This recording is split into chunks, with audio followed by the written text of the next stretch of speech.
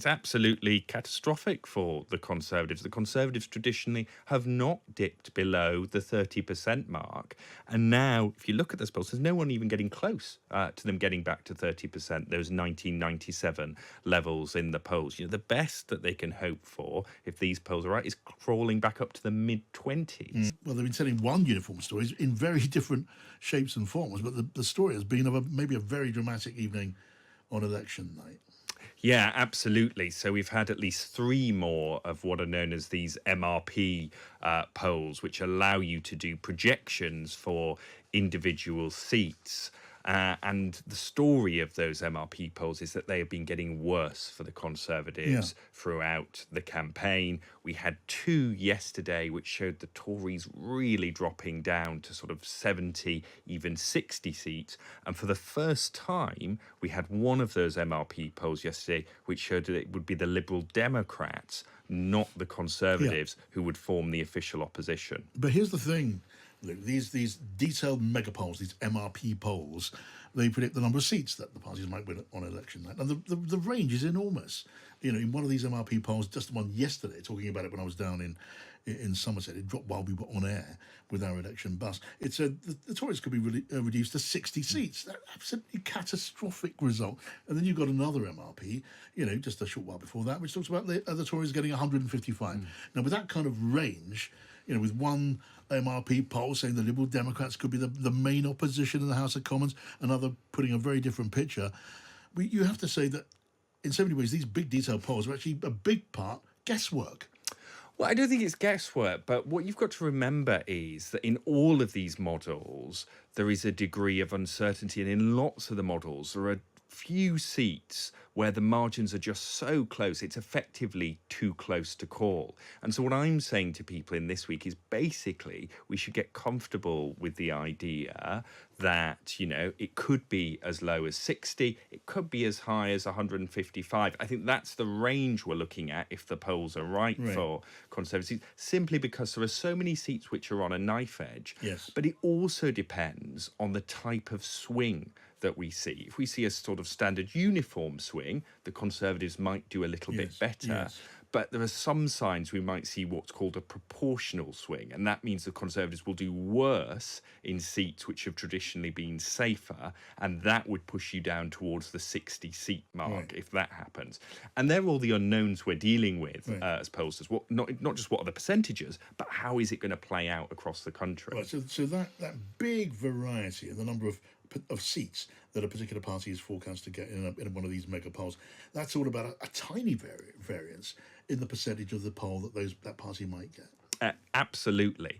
And there's a specific thing as well, that when a party starts to get below 25% of the vote, this is something my colleague Jim Blagton has identified, he calls it snakes and ladders politics. Once you get below 25% as an opposition party, the losses rack up really quickly at quite small increments of the vote. And of course, that's where the Conservatives are. They're in that danger zone in the polling at the moment, where tiny points of a percent could cost a significant number of seats. And again, that means that if you're someone who has the Conservatives on 24 and someone else has them on 22, that can make a big difference in terms of the number of seats you project, even though the percentage gap is quite small. Yeah, another, I guess, consistent pattern in all of these polls by a great variety of pollsters is the Conservative support looks truly dismal. We're looking at Tory support on a range from, I'm looking at a list of figures on a table here,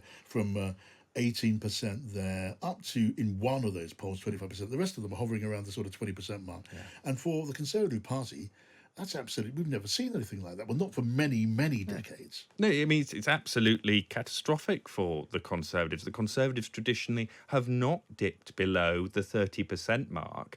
And now, if you look at those polls, there's no one even getting close to them getting back to 30%, those 1997 levels in the polls. The best that they can hope for, if these polls are right, is crawling back up to the mid-20s. So we really are at the stage of the campaign now. I know you and I have talked about, will the polls narrow? Could the Tories start to pull things back? We're now at the stage where we are very definitely talking about the scale of a likely Tory defeat if the polls are right. And in your mind, are we talking about the scale of a likely landslide for Labour? It's just about the magnitude of the landslide. Is that your view? Absolutely, and it does not seem unlikely now that the majority that Labour get could well be record breaking, could be something that we've never seen before. Simply Sort of range we're because talking about, sort of well into the 400s. well into the 400s. You've got some projections of their majority now hitting 200, 300, well surpassing those Blair majorities, potentially surpassing that 1945 majority 45 as is well. 167 or something very like that. It was 179 in 1997. And you've got to go back to the 30s before you get into sort of like sci-fi levels. Exactly. The national government in the 30s had those very big majorities. But, you are looking, certainly in modern times, you are looking at a potential big Labour majority. But interestingly, not on, if the polls are right, a huge share of the vote themselves. Yes. If you look at Labour, they've ticked down. The interesting thing is, over the campaign, the Conservatives are down 4 points. Labour are also down 4 points on average, but of course they started much higher. Yes. So you could have Labour having a record-breaking majority on 41% of the vote, which of course will reopen some of those conversations you suspect about electoral reform and what that might mean. So we talk about that a lot, the way that the support for the two big parties has dipped really significantly here.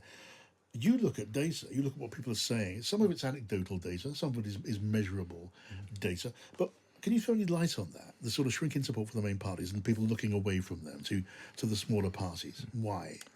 So I think there are three main groups, really. There is one group, and this is the group that I think will worry Labour the least, which is people who have now decided they're voting tactically. So you've seen a little bit of an uptick in the Lib Dem vote, particularly with YouGov, who has them on around 15% of the vote. And that is, if you look at some of the data, but also you talk to people in focus groups, that is people who decided, I'm somewhere like Surrey, I'm going to vote Liberal Democrat to get to it. So that's group one.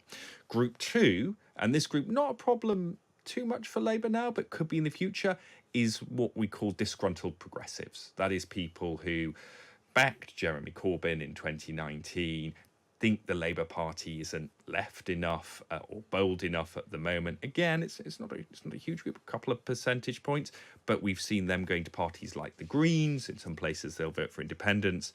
And then, of course, the big group, and this is the group that is damaging the Conservatives the most, people who have gone from Conservative to Reform UK.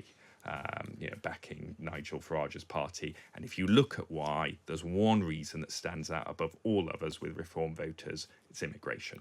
Immigration, the thing which is driving, a big thing which is driving, the Reform sales ship. There has been, I think you're noticing, a bit of a measurable dip in support for Reform in recent days.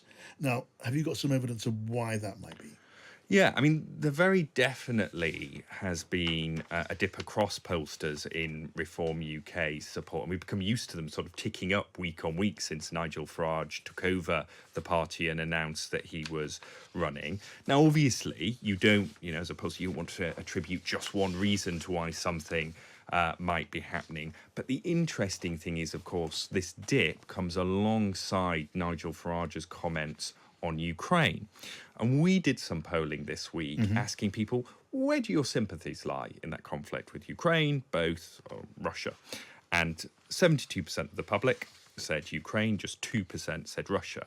But we asked the same question about Nigel Farage. Where do you think his sympathies lie? And interestingly, only 17% said he sympathised with Ukraine more. 26% said Russia. And then there were some who said both, neither, or they didn't know. But that is a significant chunk saying he sympathises with Russia more. And we also found, we asked 2019 voters, who do you trust more on a range of issues? Nigel Farage and Reform UK, or the Conservatives. On immigration, they trusted Reform UK. But on Ukraine, a big lead for the Conservatives Yeah. there. So what it looks like might be happening is those comments have not put off hardcore Reform UK supporters. They're still on 14, 15% in some of the polls this week. But it looks like some of those extra voters they were getting from the Conservatives may be having second thoughts. Right. Okay. And those margins could be significant when it comes to seats. Well, if not involving Reform, if not adding to their tally of seats between the other parties, because Reform have been dragging support away from the Tories, which could make them more vulnerable to other parties, Labour and the Liberal Democrats.